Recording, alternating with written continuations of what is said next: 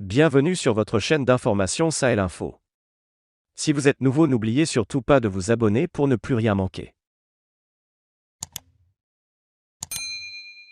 Pour mettre définitivement fin à la crise qui l'oppose à la CEDEAO, le Mali dispose de 4 moyens concrets, à savoir se retirer globalement et définitivement de la CEDEAO, se retirer uniquement du protocole de 2001 de la CEDEAO sur la démocratie et la bonne gouvernance, qui condamne le coup d'État et impose des sanctions, se voir exclu ou expulsé par la conférence des chefs d'État de la CEDEAO, accepter une transition de 3 ans maximum incluant les 18 mois écoulés.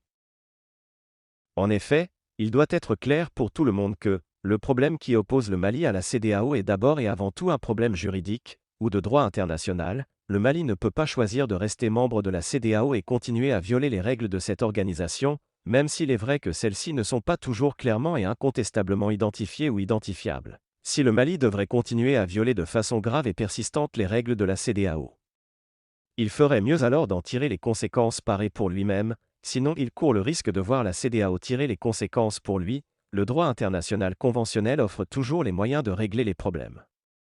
Première solution, le Mali peut se retirer globalement et définitivement de la CEDEAO. Il est important de savoir ici que le Mali est devenu membre de la CEDEAO suite à la ratification depuis le 14 juillet 1994 du traité constitutif révisé de cette organisation qui date du 24 juillet 1993. Le Mali est ainsi devenu un État partie à ce traité fondateur, expression qui signifie deux choses, à savoir, primo, que le Mali a exprimé son consentement à être lié par ce traité, secondo, que ce texte est entré en vigueur à l'égard du Mali, tout comme le Mali a librement acquis la qualité d'État membre de la CEDEAO, il peut librement décider de la perdre. En effet, c'est l'article 91 du traité révisé de 1993 qui donne formellement au Mali le droit de se retirer de la CEDEAO. Voici ce que le Mali doit concrètement faire pour se retirer de la CEDEAO. Le Mali doit prendre la décision de se retirer de la CEDEAO, notifier par écrit, dans un délai d'1 an, sa décision au secrétaire exécutif de la CEDEAO qui en informe les États membres. À l'expiration de ce délai, si la notification n'est pas retirée, le Mali cesse d'être membre de la CEDEAO. Durant la période de préavis d'1 an, le Mali doit continuer de se conformer aux dispositions du traité de la CEDEAO et rester tenu de s'acquitter de ses obligations conventionnelles. Conclusion, une fois que le Mali aura régulièrement accompli cette procédure, il cessera d'être membre de la CEDEAO et partant, d'être lié par des engagements juridiques à l'égard de celle-ci. Deuxième solution, le Mali peut se retirer uniquement du protocole de 2001 de la CEDEAO sur la démocratie et la bonne gouvernance. Le Mali doit clarifier sa position doctrinale sur le coup d'État militaire. De 1992 à 2022, on constate que le Mali entretient une position plutôt ambiguë sur le coup d'État, en considérant que d'un côté c'est la pire des choses, tandis que de l'autre côté c'est au contraire la meilleure des choses.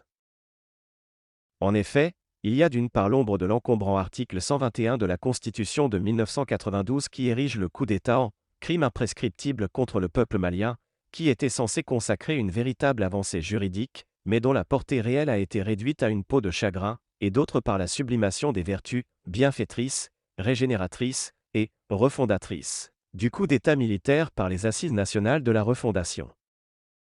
Conclusion, le Mali doit clarifier sa position dans la nouvelle constitution à rédiger, soit en supprimant toute mention relative au coup d'État, soit en disant que le coup d'État est un crime imprescriptible dont la sanction est une règle impérative à laquelle aucune dérogation ne sera permise.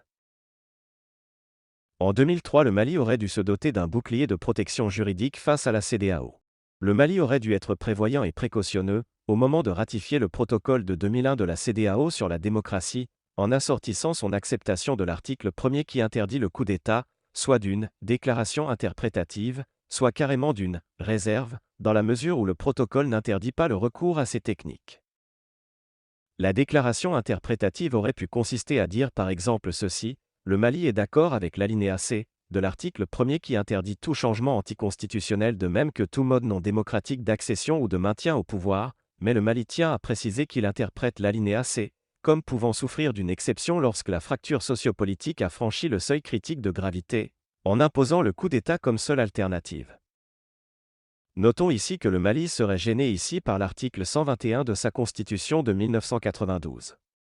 Quant à la réserve, elle aurait pu consister à dire, soit que le Mali exclut purement et simplement l'effet juridique à son égard de l'alinéa C de l'article 1er, soit que le Mali en modifie l'effet juridique à son égard, en précisant dans quelle mesure. Moralité, si tel n'est pas le cas actuellement, le Mali devrait recourir à ces techniques conventionnelles, chaque fois que cela s'avère important et nécessaire. Aujourd'hui, le Mali peut se retirer du volet démocratique du droit de la CEDEAO en dénonçant le protocole de 2001. Le 30 avril 2003, le Mali a librement décidé de ratifier le protocole de 2001 de la CEDEAO sur la démocratie et la bonne gouvernance, dont l'article 1er interdit le coup d'État militaire, interdiction assortie de sanctions par l'article 45. Si le Mali en a marre de subir les sanctions de la CEDEAO, il peut librement décider de dénoncer le protocole de 2001, en cessant d'y être partie. En effet, c'est l'article 48 qui donne formellement au Mali le droit de se retirer du dit protocole. Ce que le Mali doit concrètement faire pour se retirer.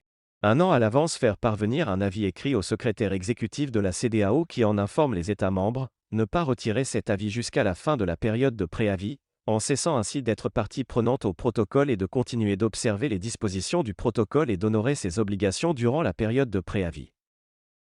En se retirant ainsi du protocole de la CEDEAO de 2001, le Mali devient libre de faire tout ce qu'il veut en matière de gouvernance politique. Par exemple, le Mali pourra faire des coups d'État autant de fois qu'il voudra et comme il voudra, sans être nullement juridiquement inquiété par la CEDEAO. Il pourra même instaurer un régime militaire permanent si tel était son désir et si cela était compatible avec sa constitution.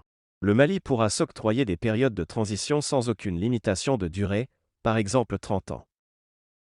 Bref, le Mali n'aura plus à craindre ni subir les sanctions juridiques de la CEDEAO, car il sera définitivement délié de tout engagement à cet égard. Pour ratisser large, le Mali peut même se retirer de la charte de l'EA sur la démocratie, les élections et la gouvernance.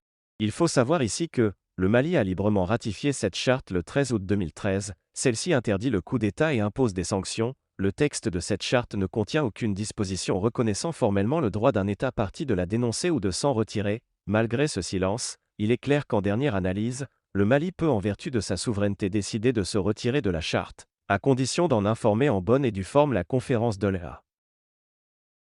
Troisième solution, le Mali se fait exclure ou expulser par la CEDEAO. Faute pour le Mali d'avoir pris ses responsabilités, à savoir tirer les conséquences de son comportement illégal, en prenant la décision de se retirer partiellement ou totalement de la CEDEAO, une troisième solution de sortie de crise serait que ce soit la CEDEAO elle-même qui, face à l'effet insuffisamment dissuasif des sanctions et à la persistance de la crise, prenne la décision d'exclure ou expulser le Mali de son sein. La question qui se pose alors ici est de savoir si la CEDEAO a formellement ce droit, et sinon, dans quelle mesure elle pourrait quand même le faire. Premièrement, la CEDEAO n'a pas formellement le droit d'exclure le Mali de son sein. En effet, on ne trouve nulle part dans le texte du traité constitutif révisé de la CEDEAO de 1993, une disposition conférant formellement un tel pouvoir à l'organisation sous-régionale. Dans le silence du texte fondateur de la CEDEAO, celle-ci peut-elle néanmoins s'arroger un tel pouvoir? Ici rien n'est moins sûr, car, si le retrait volontaire d'un État membre est a priori possible, y compris dans le silence des textes, on peut hésiter à reconnaître aux autres membres d'une organisation le droit d'imposer la sortie de l'organisation à l'un d'entre eux. On sait que dans le traité modifié de l'UMOA du 29 janvier 2003, article 113, et dans le traité de l'UMOA du 20 janvier 2007, article 3, il est prévu un régime d'exclusion d'un État membre, mais pour des motifs autres que le fait de commettre un coup d'État et de proposer une période de transition jugée trop longue. Quatrième solution, le Mali doit accepter une transition de 2 ans et demi à 3 ans maximum, incluant les 18 mois déjà écoulés. Il n'y a aucune base juridique claire et solide pour discuter la question de la transition, ni dans le droit international coutumier général ou régional, ni dans le droit international conventionnel général ou régional, ni dans la charte de l'EA, ni dans le protocole de CEDEAO sur la démocratie, deux textes qui ne posent même pas le principe de la transition politique, ni n'en fixent a fortiori la durée et les modalités, ni dans une prétendue ou hypothétique pratique bien établie de la CEDEAO. En matière de durée de la transition, reflétant une véritable opiniâtrie institutionnelle. Bref, c'est le flou total, la porte ouverte à des discussions interminables dans tous les sens.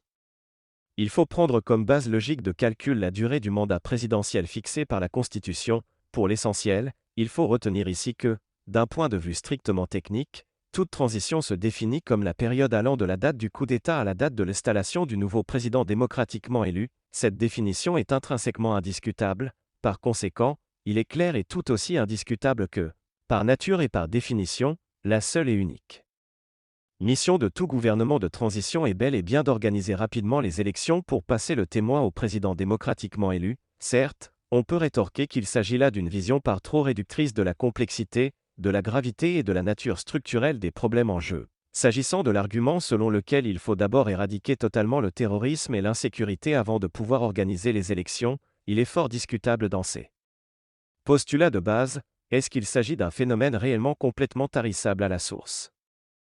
Est-ce qu'il ne s'agit pas plutôt d'un mal incurable avec lequel les États doivent vivre en permanence? Est-ce qu'il ne faut pas dès lors changer de mode de raisonnement, en mettant plutôt l'accent sur la recherche du niveau maximum de sécurité effectivement atteignable, en privilégiant le principe selon lequel, à défaut d'avoir les moyens de sa politique, il faut faire la politique de ses moyens, en procédant donc à une réflexion d'ensemble sur les voies et moyens permettant d'organiser les élections de la meilleure façon possible dans un contexte d'insécurité structurelle? S'agissant du critère du seuil de légitimité démocratique, en avoir une conception non pas absolue mais relative, en termes d'évaluation de l'assiette territoriale et du format de l'électorat. Et pour ce faire, tout en sachant que comparaison n'est pas raison, le type d'exercice et les enjeux politiques n'étant pas forcément les mêmes, en tirant les enseignements pratiques du test grandeur nature, des assises nationales de la refondation, aux fins de confirmer ou d'infirmer la relativité de la faisabilité des élections dans le contexte actuel.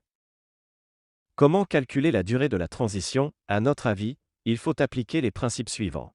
Un principe, prendre comme base de calcul la durée du mandat présidentiel fixé par la Constitution malienne de 1992, c'est-à-dire 5 ans.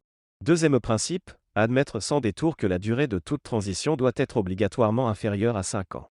Troisième principe, dans l'hypothèse où le temps qui s'écoule entre la date du coup d'État et la date de fin du mandat du président déchu vaut au moins 1 an, aligner la durée de la transition sur ce laps de temps. Quatrième principe, si cette hypothèse n'est pas remplie, il faut diviser la poire en deux, c'est-à-dire la durée constitutionnelle du mandat présidentiel de 5 ans en deux, soit une transition de 2 ans et demi. Cinquième principe, accepter éventuellement d'aller jusqu'à 3 ans, en considérant que c'est la durée maximale de toute transition. Sixième principe, considérer que toute transition de 5 ans n'est pas une transition et doit être qualifiée autrement sur le plan juridique. Peut-on parler ici d'usurpation de mandat présidentiel constitutionnel ou d'exercice de facto de ce mandat?